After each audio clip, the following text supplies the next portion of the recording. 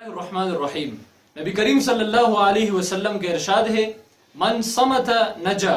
جو شخص خاموش رہا اس نے نجات پا لی۔ جو بندہ خاموش رہتا ہے، اپنے زبان پر قابو رکھتا ہے،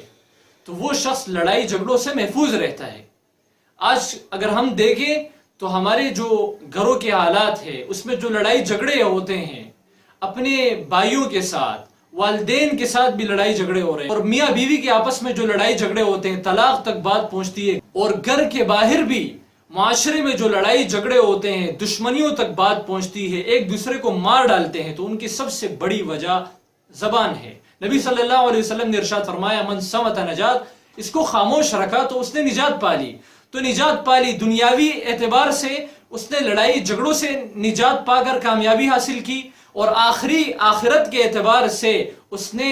گناہوں سے بچ کر نجات پا لی، گناہوں سے بچ کر آخرت میں جو ہے وہ کامیابی حاصل کی۔ تو نبی کریم صلی اللہ علیہ وسلم نے فرمایا کہ جس شخص نے اپنی زبان پر قابو رکھا تو اس نے نجات پا لی۔ دنیا میں یہ فائدہ ہوگا کہ لڑائی جھگڑوں سے بچ جائیں گے، اس کے نقصانات سے بچ جائیں گے، امن کے ساتھ رہیں گے، اور آخرت میں یہ فائدہ ہوگا چونکہ ہم نے اپنے زبان پر قابو رکھا ہوگا، گناہوں سے اپنے آپ کو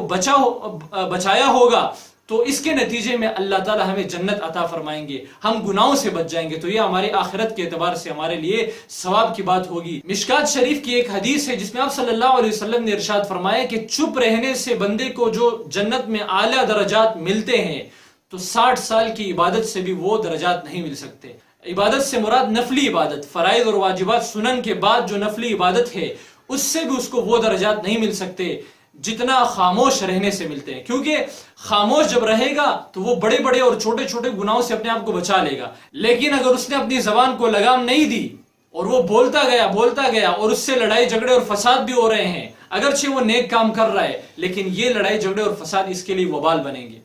تو خاموش رہنا، خاموشی کا مطلب یہ ہے کہ آپ اپنے زبان کو قابو میں کر لیں، آپ مزاح بھی کریں، بات بھی کریں، لیکن آپ کی زندگی میں خاموشی زیادہ ہونی چاہیے،